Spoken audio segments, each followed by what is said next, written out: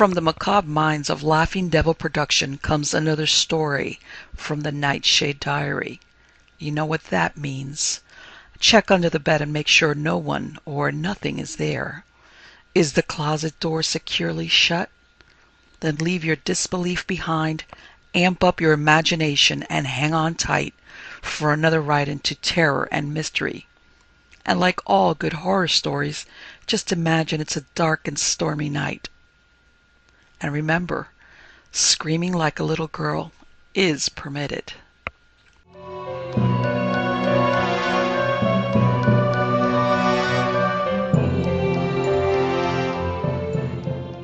The Inheritance by Fritz Leiber. This the room? I put down my cardboard suitcase. The landlord nodded. Nothing been changed in it since your uncle died. It was small and dingy, but pretty clean. I took it in. The oak dresser, the cupboard, the bare table, the green-shaded drop light, the easy chair, the kitchen chair, the cast-iron bed. Except the sheets and stuff, the landlord added. They've been washed.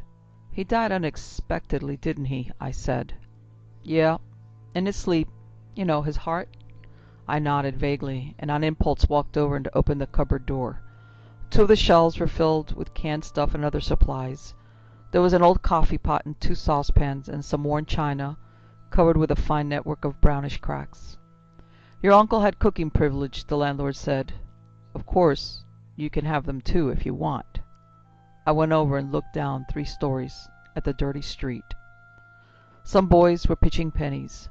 I studied the names of the stores.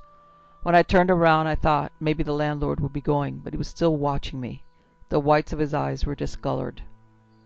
There's 25 cents for the washing I told you about, he said. I dug in my pocket for a quarter. That left me 47 cents. He laboriously wrote me a receipt. There's your key on the table, he said, and one for the outside door. The place is yours for the next 3 months and 2 weeks. He walked out, shutting the door behind him. From below came the rackety surge of a passing streetcar. I dropped into the easy chair. People can inherit some pretty queer things.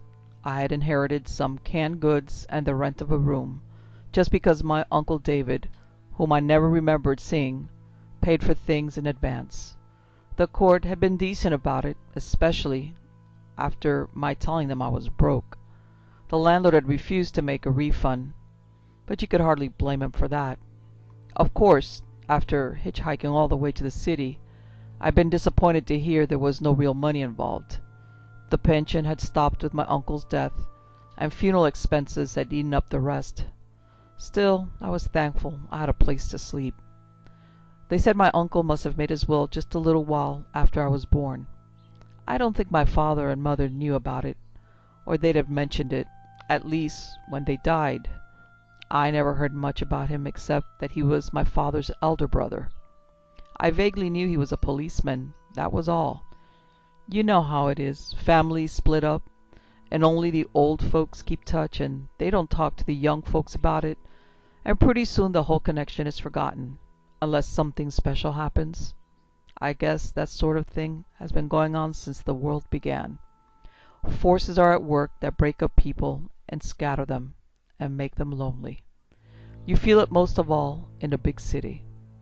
They say there's no law against being a failure, but there is, as I've found out. After a childhood and easy circumstances, things got harder and harder. The depression, family dying, friends going off, jobs uncertain and difficult to find, delays and uncomfortableness about a government assistance. I tried my hand at bumming around, but found I lacked the right temperament. Even being a tramp or sponger or scavenger takes special ability. Hitchhiking to the city had left me feeling nervous and unwell, and my feet hurt. I'm one of those people who aren't much good at taking it. Sitting there in my dead uncle's worn, old easy chair, with the night coming on, I felt the full impact of my loneliness. Through the walls I heard people moving around and talking faintly, but they weren't people I knew or had ever seen. From outside came a mixed-up rumbling and murmuring. Far away I could hear a steam engine grunting heavily. Nearer, the monotonous buzz of a defective neon sign. There was a steady thumping from some machinery I couldn't identify, and I thought I heard the whine of a sewing machine. Lonely, unfriendly sounds, all of them. The dusty square window kept getting darker, but it was more like heavy smoke settling than a regular evening. Some trivial thing was bothering me, something unconnected with the general gloominess. I tried to figure out what it was, and after a while it came to me suddenly. It was very simple. Although I usually slump to one side when I sit in an easy chair, I was now leaning straight back, because the upholstery was deeply indented toward the center, and that, as I immediately realized, must have been because my uncle had always leaned straight back. The sensation was a little frightening, but I resisted the impulse to jump up. Instead, I found myself wondering what sort of man he'd been, and how he'd lived, and I began to picture him moving around and sitting down and sleeping in the bed, and occasionally having some friend from the police force to visit with him. I wondered how he'd pass the time after he was retired. There weren't any books in sight. I didn't notice any ashtrays, and there wasn't a tobacco smell. It had probably been pretty lonely for the old man, without family or anything, and here I was inheriting his loneliness. Then I did get up, and started to walk around aimlessly. It struck me that the furniture looked sort of uncomfortable, all stuck back against the walls, so I pulled some of it out. I went over to the dresser. There was a framed picture on it, lying face down. I took it over to the window. Yes, it was my uncle, all right, for David Rode, Lieutenant of Police, retired July 1st, 1927, was inscribed on it in small, careful handwriting. He had on his policeman's cap, and his cheeks were thin, and his eyes were more intelligent and penetrating than I'd expected. He didn't look so old. I put it back on the dresser, and then changed my mind and propped it up on top of the cupboard. I still felt too nervous and sickish to want anything to eat. I knew I should have gone to bed and tried to get a good rest, but I was on edge after the day at court. I was lonely, yet I didn't want to take a walk or be near people. So I decided to put in some time looking through my inheritance in detail. It was the obvious thing to do, but a sort of embarrassment had been holding me back. Once I started, I became quite curious. I didn't expect to find anything of value. I was mostly interested in learning more about my uncle. I began by taking another look at the cupboard. There was canned stuff and coffee enough for maybe a month. That was fortunate. It would give me time to rest up and hunt for a job. On the bottom shelf were a few old tools, screws, wire, and other junk. When I opened the closet door, I got a momentary shock. Hanging against the wall was a policeman's uniform, with a blue cap on the hook over and two heavy shoes jutting out underneath, and a nightstick hung alongside on a nail. It looked lifelike in the shadows. I realized it was getting dark and switched on the green-shaded drop light. I found a regular suit and an overcoat and some other clothes in the closet. Not many. On the shelf was a box containing a service revolver and a belt with some cartridges stuck in the leather loops. I wonder if I ought to do anything about it. I was puzzled by the uniform, until I realized he must have had two, one for summer, the other for winter. They had buried him in the other. This far I hadn't found much, so I started on the dresser.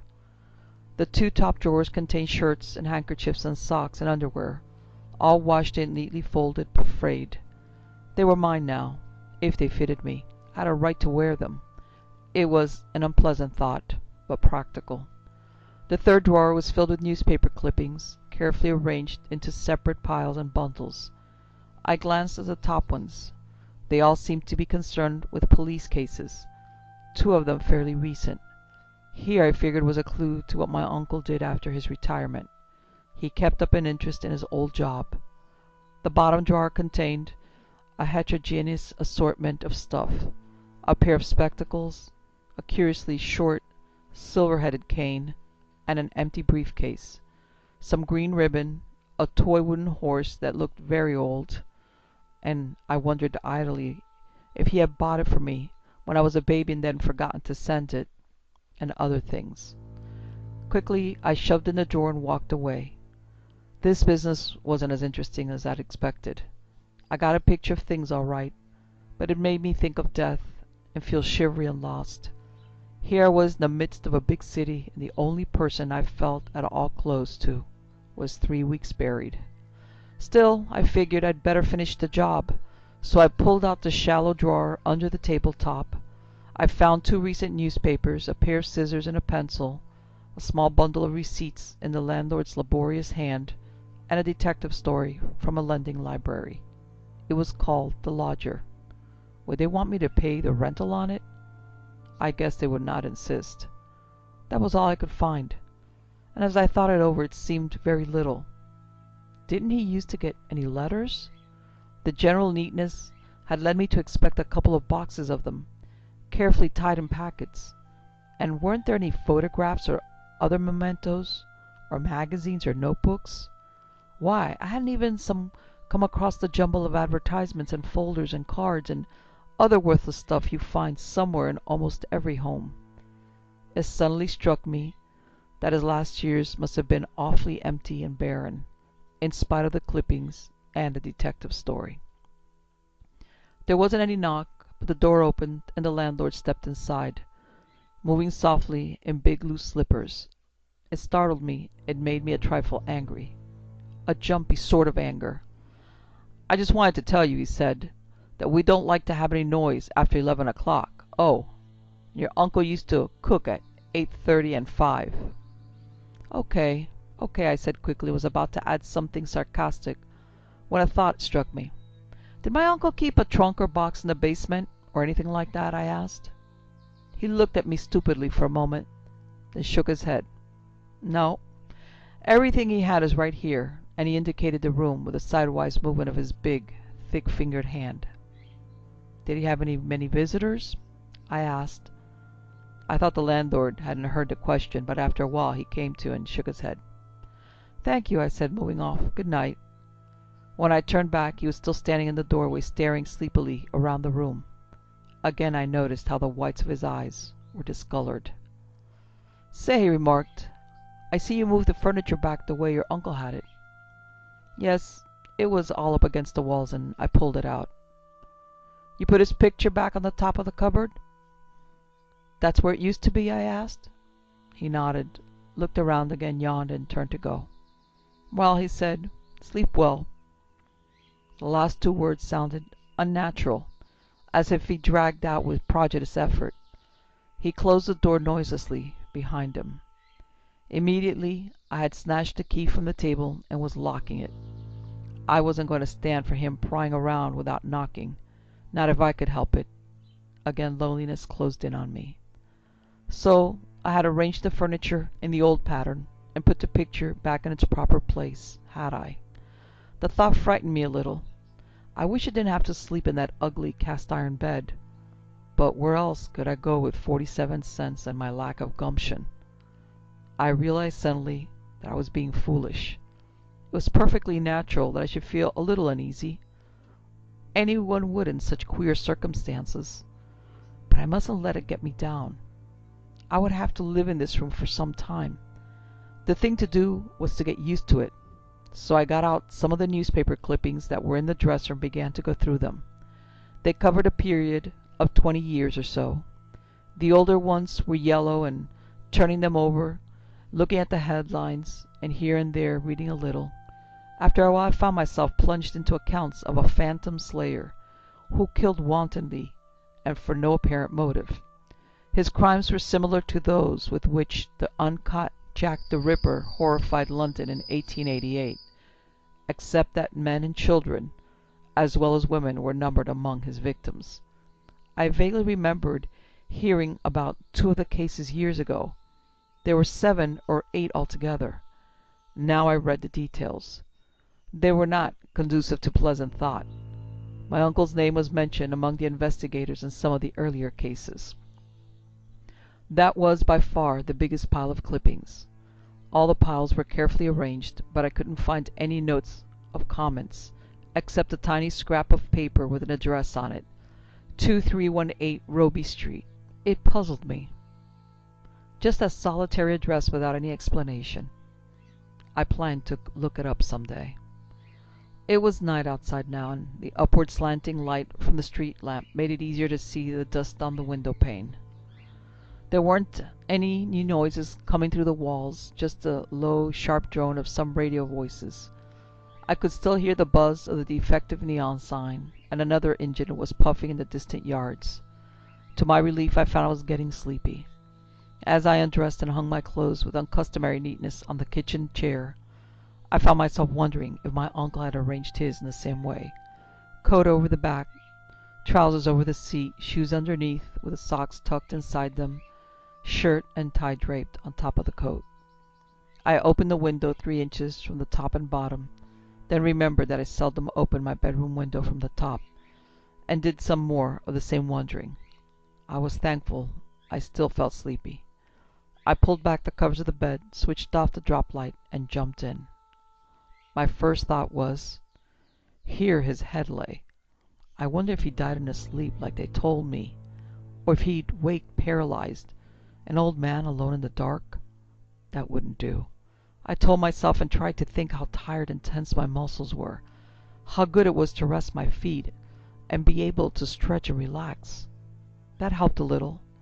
As my eyes became accustomed to the semi-darkness, I noted the dim outlines of the objects in the room. The chair piled with my clothes, the table, a queer little highlight reflected from my uncle's picture on top of the cupboard. The walls seemed to press in close. Gradually, my imagination went to work picturing the great city beyond the walls, the city I hardly knew. I visualized block after block of dingy buildings, with here and there clusters of higher structures, where the stores and the streetcar lines lay, the great looming masses of warehouses and factories, the dismal expanse of track and cinders in the railroad yards, with the rank and file of empty cars, lightless alleys and the nervous surge of traffic along infrequent boulevards, row after row of ugly 2-story frame houses crowded close together, human forms that in my imagination never walked upright, but slunk through the shadows close to the walls. Criminals, murderers. Abruptly, I broke off this train of thought, a little frightened at its vividness. It was almost as if my mind had become outside my body, spying and peering. I tried to laugh at the idea, so obviously a result of my tiredness and tension. No matter how alien the city seemed, I was safe in my little room with the door locked. A policeman's room. David Rode, Lieutenant of Police, retired July 1st, 1927. I dozed and fell asleep. My dream was simple, vivid, and singularly realistic. I seemed to be standing in a cobblestoned alley. There was an unpainted fence with a board fallen from it, and beyond it the dark brick wall of an apartment building with outjutting back porches, a wooden framework painted gray. It was the hour of dawn, when life is at low ebb and sleep clings everywhere like a chilly mist. Formless clouds hid the sky. I could see a yellow shade flapping out of a window on the first floor, yet I couldn't hear the sound. That was all, but the feeling of cold fear that got hold of me was difficult to describe. I seemed to be looking for something and yet afraid to move. The scene changed, although my emotions remained the same. It was night, and an empty lot, with a great billboard shutting off the harsh light of the street lamp from most of it. Dimly I could see the things in the lot, a pile of bricks and old bottles, some broken barrels, and the stripped wreck of 2 automobiles, their fenders rusted and broken. Weeds and rank grass grew in sprawling clumps. Then I noticed there was a narrow, bumpy path crossing the lot. Diagonally, and along it a little boy was moving slowly, as if he had come back to look for something he had lost earlier in the evening. The horror brooding over the place was directed at him, and I felt terribly afraid for him. I tried to warn him to shut and tell him to run home, but I could not speak or move. Again the scene changed. Again it was the hour of dawn. I was standing in front of a 2-story stucco house, set back a little from the street. There was a neat lawn and 2 flower beds. A block away, I could see a policeman slowly walking his beat. Then a force seemed to take hold of me and move me toward the house. I saw a cement walk and a coil of hose, and then, in a kind of little nook of recess, a huddled form.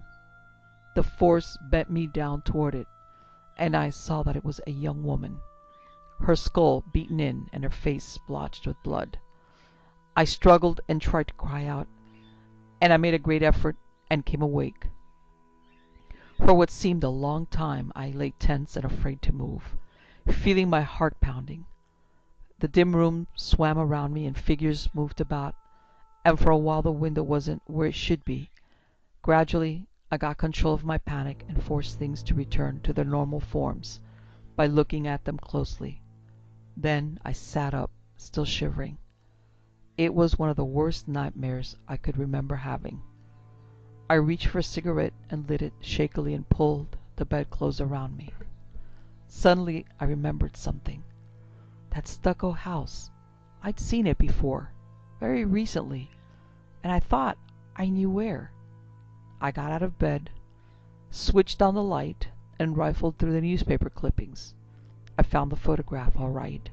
The house was the same as the one in my dream.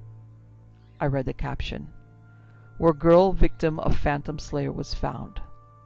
So that was what had caused my nightmare. I might have known it. I thought I heard a noise in the hall outside, and I jumped to the door to make sure it was still locked. As I returned to the table, I realized I was trembling. That wouldn't do. I had to conquer that silly fear, that feeling someone was trying to get at me. I sat down and puffed at my cigarette. I looked at the clippings on the table. Did my uncle used to set them out that way, study them, ponder over them? Did he ever wake in the middle of the night and sit up, waiting for sleepiness to return?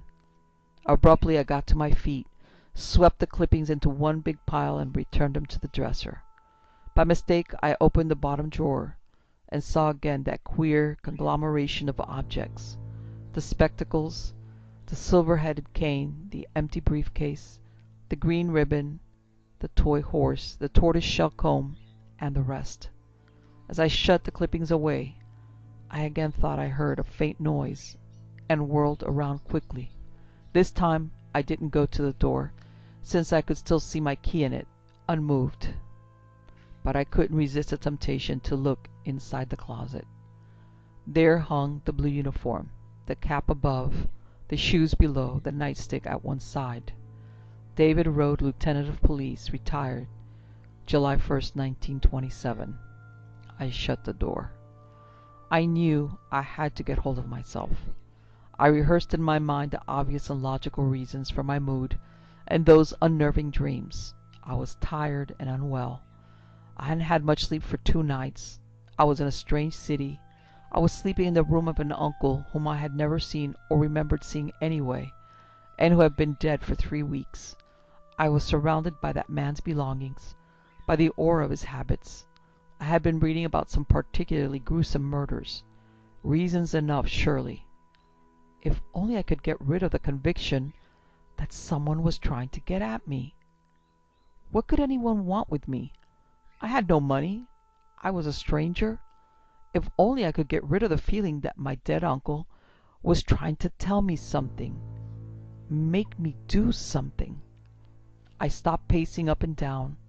My glance caught the tabletop, worn and covered with scratches, but bright under the drop light. It was not quite bare enough. I hadn't forgotten any of the clippings, but near one corner lay the scrap of paper I had discovered earlier in the evening. I reached for it again and read the penciled address, 2318 Roby Street. I can only explain the strange feeling that gripped me by saying it was as if I had for an instant been plunged back into the atmosphere of my dreams. In dreams, perfectly commonplace objects can be invested with an inexplicably horrible significance. It was that way with the slip of paper. I had no idea what the address meant, yet it stared at me like some sentence of doom, like some secret too terrible for a man to know. With a single quick clutch of my fingers, I crumpled it into a ball, dropped it to the floor, and sank down onto the edge of the bed. God help me, I thought, if I went on reacting to things this way. The beginning of insanity must be like that. Presently my heart stopped pounding, and things got a little clearer in my mind. My senseless terror was subdued, but I realized it might come back at any moment. The thing to do was to get to sleep again before that happened, and take a chance on the dreams. Once again, as I lay in bed, I felt the pressure and the presence of the room. Once again I saw the whole city around me. I had a sensation of breaking down of walls and of floating over an alien expanse of dingy buildings. It was stronger this time. And then the dream returned. I seemed to be at a meeting of two streets. On my right side loomed tall structures with many windows, none of which showed a light. On my left hand flowed a broad, ugly river, and its oily, slow-moving surface would dimly reflected the street lamps on the opposite side. I could see the outlines of a moored barge. One of the streets followed the river, and a little way beyond, ducked under the approach of a bridge made of great steel girders. It was very dark under the bridge. The other street went off at a right angle. The sidewalk was littered with old newspapers, swirled there by the wind. I could not hear their rustling, nor could I smell the chemical stench. I knew the river must be exuding. A sick horror seemed to hang over the whole scene. A small, elderly man was approaching along the side street. I knew I must cry out to him, warn him, but I was powerless. He was looking around uncertainly, but I could tell that nothing to do with my presence. He was carrying a briefcase, and he tapped the torn newspapers out of his way with a silver-headed cane. As he reached the intersection, another figure stepped out from behind me. It was a dark, indistinct figure. I couldn't make out the face. It seemed to be wrapped in shadows. The elderly man's first look of frightened apprehension turned to one of unmixed relief. He seemed to be asking questions, and the other, the dark figure, was making replies. I could not hear their voices. The dark figure pointed down the street that led under the bridge. The other smiled and nodded. Fright and terror held me in a vice. I exerted all my willpower, but could neither speak nor move closer.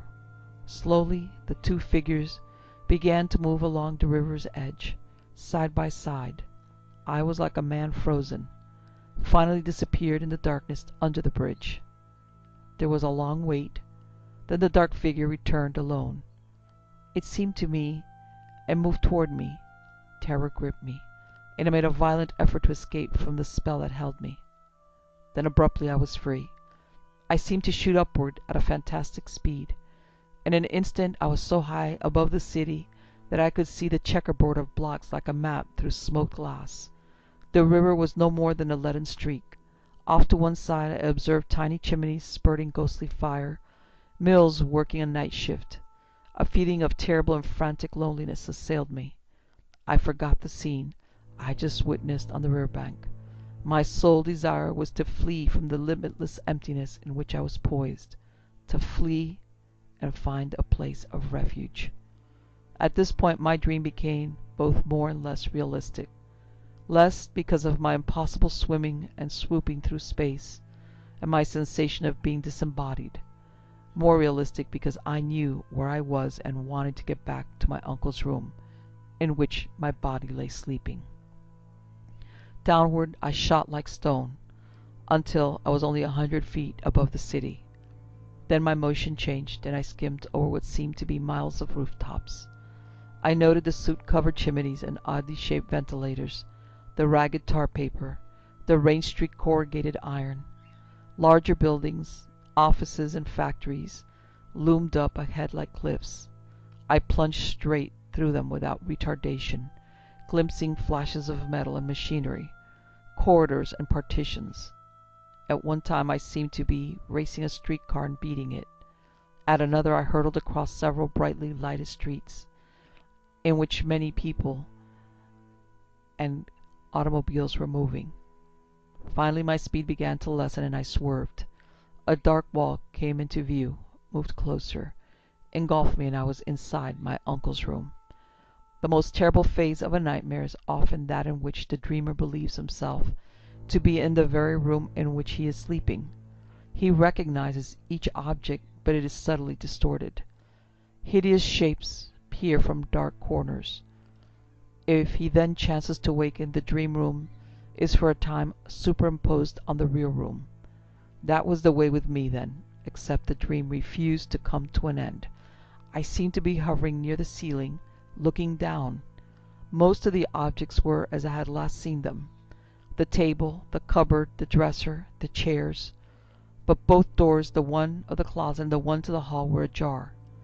And my body was not in the bed. I could see the crumpled sheets, the indented pillow, the blankets flung back. Yet my body was not in the bed. Immediately my feelings of terror and loneliness rose to a new pitch. I knew that something was dreadfully wrong. I knew that I must find myself quickly.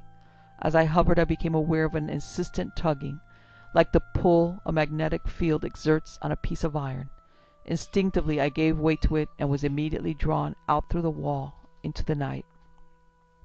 Again I sped across the darkened city, and now the strangest thoughts were whirling through my mind. They were not dream thoughts, but waking thoughts. Horrible suspicions and accusations, wild trains of deductive reasoning, but my emotions were dream emotions. Helpless panic and mounting fear. The housetops over which I skimmed became dingier, grimier, and more decrepit. Two-story houses gave way to huddles of sagging shacks. Coal dust choked the clumps of sickly grass. What ground showed was bare heaped with refuse. My speed lessened, and simultaneously my fear mounted. I noted a dirty sign. Roby Street, it read. I noted a number. I was in the 2300 block. 2318 Roby Street. It was a ramshackle cottage, but neater than its neighbors. I turned back off the house where the muddy alley was and the dim shapes of packing cases. There was a light in the back of the house. The door opened and a little girl stepped out, carrying a small tin pail with a cover on it. She wore a short dress and her legs were thin and her hair was straight and smoky yellow. She turned back for a moment in the doorway and I heard a coarse female voice say, "Now mind you get over there fast. Your pa likes to have his food hot. Don't stop on the way and don't let nobody see you." I could hear again. The little girl nodded meekly and started toward the dark alley. Then I saw the other figure, the one crouching in the shadows at a spot she must pass. At first I saw only a dark form. Then I came nearer. I saw the face. It was my own face. I hope to God no one sees me as I look then. The indolent mouth twisted into something between a grin and a snarl. Nostrils flared, the nondescript eyes bulging from their sockets so that the white showed all around the pupils, more animal than human. The little girl was coming nearer. Waves of blackness seemed to oppose me, driving me back, but with one last effort, I threw myself at the distorted face I recognized as my own. There was a supreme moment of pain and terror, and then I realized I was looking down at the little girl, and she was looking up at me. She was saying, "My, but you scared me. I didn't know who you were at first." I was in my own body, and I knew I wasn't dreaming. Ill-fitting clothes cramped my waist and shoulders, pulled at my wrists. I looked down at the lead-weighted nightstick I held in my hand. I reached up and felt for the stiff-visored cap on my head, then downward, where in the dim light I could see that I was wearing the dark blue uniform of a policeman. I do not know what my reaction would have been if I hadn't realized that the little girl was still staring at me, puzzled, half smiling, but frightened. I forced my lips to smile. I said, "It's all right, little girl. I'm sorry I scared you. Where does your pa work? I'll see that you get there safely, and I'll bring you home again." And I did that. My emotions were exhausted, paralyzed. For the next few hours, by questioning the little cautiously, I found out the way to the section of the city in which my uncle's rooming house was situated. Afterwards, I managed to return there undetected, and strip off the uniform, hang it in the closet. Next morning, I went to the police. I told them nothing of my dreams, my uncanny experience.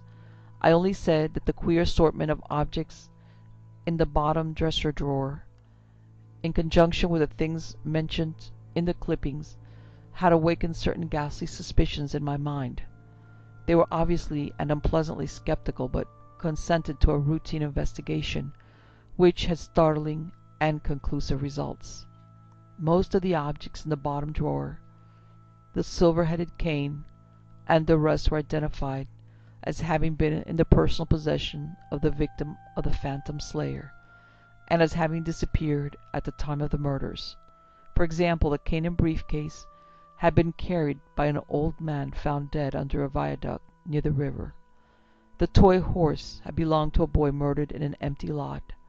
The tortoise-shell comb was similar to one missing from the battered head of a woman whose dead body was found in a residential district. The green ribbon had come from another battered head.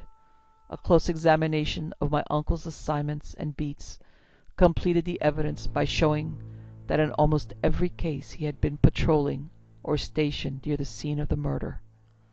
There had been at least 8 murders all told. They had begun while my uncle was still on the force and continued after his retirement. But apparently he had always worn his uniform to lull his victim's suspicions. The collection of newspaper clippings was attributed to his vanity. The incriminating objects he had kept were explained as symbols of his crime, ghastly mementos. Fetiches, one man called them. There is no need to describe the degree to which my nerves were shaken by this confirmation of my dreams and my sleepwalking experience. Most of all, I was terrified by the notion that some murderous taint in the blood of our family had been communicated to me as well as my uncle. A considerable time afterward, I related the whole matter in strict confidence to a doctor whom I trust. He did not question my sanity, as I feared he might. He took my story at face value, but he attributed it to the working of my unconscious mind. He said that during my perusal of the clippings, my unconscious mind had realized that my uncle was a murderer, but that my conscious mind had refused to accept the idea. This resulted in a kind of mental turmoil, magnified by my distrait and highly suggestible state. The will to murder in my own mind was wakened. The slip of paper with the address written on it somehow focused that force. In my sleep, I had got up, dressed myself in my uncle's uniform, and walked to the address. While I was sleepwalking, my mind imagined was on all sorts of wild journeys through space and into the past. The doctor has told me of some very remarkable actions performed by other sleepwalkers, and as he says, I have no way of proving my uncle was really planning to commit that last murder. I hope his explanation is correct.